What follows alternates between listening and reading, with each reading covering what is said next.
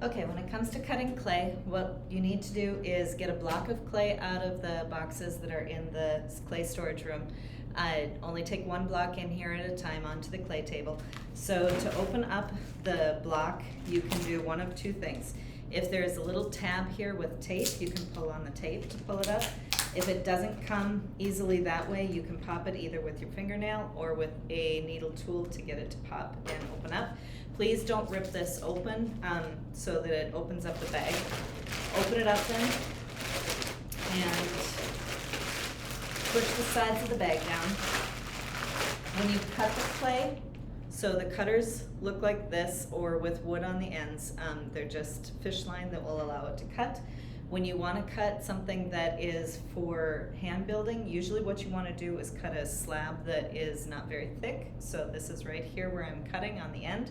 I just bring my thumb over to straight across from wherever it is, put my thumb there, and then I pull the other hand to go through, and it will slice it just like cheese basically. And then you can take off the one piece that you want to work with.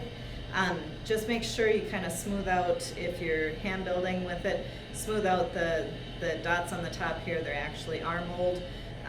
Just kind of smooth them out just so they don't show. When you need to cut something for going on the potter's wheel, what you want to do is to cut a little bit thicker. So I'm going to put down here about 2 inches probably, put my thumb across from where I want to cut, pull it through, and then I can cut it into a square. So halfway down the first time, pull it back up, halfway down the second time, pull it back up, and then you can take off one block that you want to work with, and then you can go to wedging. Wedging the clay is something that's called working the clay so that it's not too wet inside of it. It also works bubbles out of it.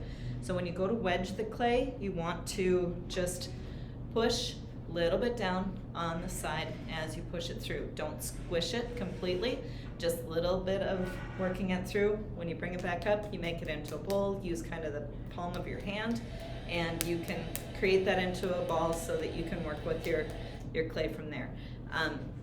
So make sure you wedge. When it comes off of the block, it's in pretty good shape, but when it comes out of the pug mill, make sure you wedge it for a little while.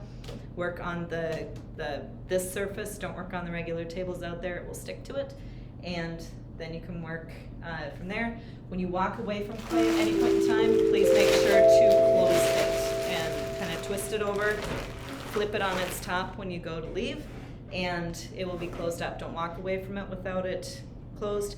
Also, please don't make any holes in the piece, otherwise it will dry out between.